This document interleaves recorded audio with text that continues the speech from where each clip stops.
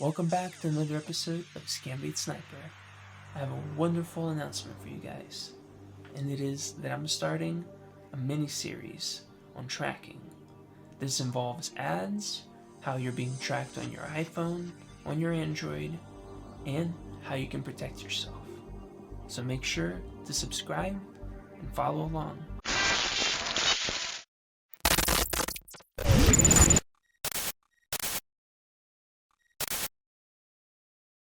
To start, let's divide the trackers into digital and physical. Digital trackers are the ones that are used on websites, apps, social media, emails, and they're used to quantify the data that each user produces. Ever wonder why there's so many Messenger apps out there? Why AT&T, Verizon, Apple, Android, everybody needs their own? That's because each company would like to know who you're messaging, how many gifts you're sending, and how long and how you're using their app.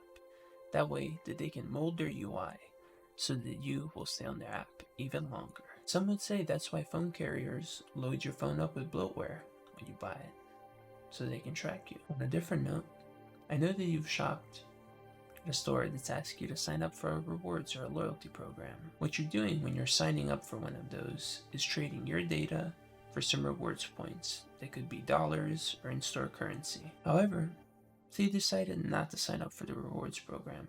Why did you still get the ad about the cute dog outfit or the kitty litter coupons? This is where the second type of tracking comes in, which is physical tracking. Physical tracking is related to when you go and visit a store in person and bring your phone with you. The stores are covered with Wi-Fi hotspots that interact with your device. When you leave your house to go to the store, you probably leave your Bluetooth and Wi-Fi on, just out of convenience, so when you return to your house, your phone will automatically connect to your Wi-Fi, or your phone will connect to your car so you can play music through Bluetooth. What you're not thinking about is the fact that the entire time that you're not home, your phone is still reaching out, constantly looking for your Wi-Fi or for your car. It's reaching out to them saying, hey, home Wi-Fi, are you there? Hey, Bluetooth car, are you there? What it's doing each time it reaches out to those other devices that it's trying to find the Bluetooth or the Wi-Fi, it's also sending its MAC address on. This is how companies attribute your physical location and the physical tracking, and they pair it with the digital side. While you're scrolling through the store and say you take a little longer in some sections, the store will interpret that as interest in those products. And based on that interest, they'll serve you ads on your phone. Sometimes it doesn't even have to be you. It could be your friend or your spouse. Now that we have a little better understanding about how physical tracking works, let's dive into digital tracking. Some apps serve ads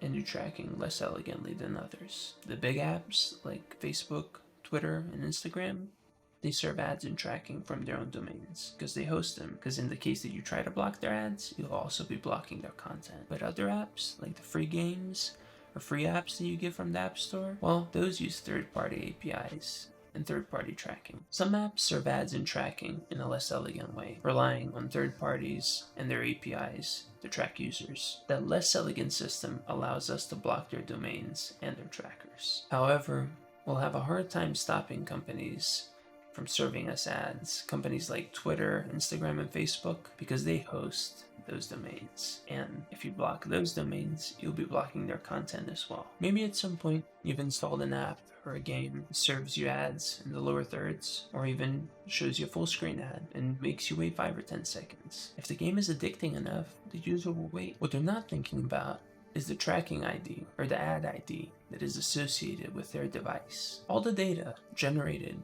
from free apps and free games are sent to data aggregators, who compile all of this information that you generate. And a data aggregator is a large company that just collects data, crawls websites, everything that's in the public domain, only to repackage it and resell it later for a profit. The buyers can range from our government, which they often do to bypass the law which protects our privacy, to a company that would want to buy out a small business based on their income, and they can see all of that revenue stream just by buying this data from the data aggregators.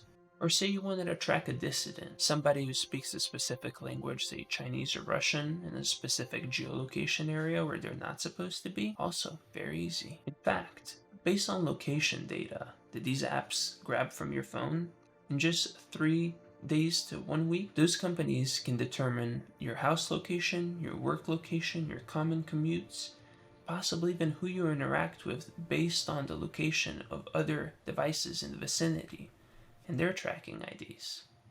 I keep bringing up governments, but that's because most of the time these companies are contracted by them, and their tools become proprietary. That's why you don't hear about them as much. While you cannot control the data that you've already released into the ether, you can control what you share in the future. According to YouTube analytics, 60% of you aren't subscribed that are watching my videos. If you want to see how to protect yourself against these invasive trackers, and you want to see all the future installments, please subscribe.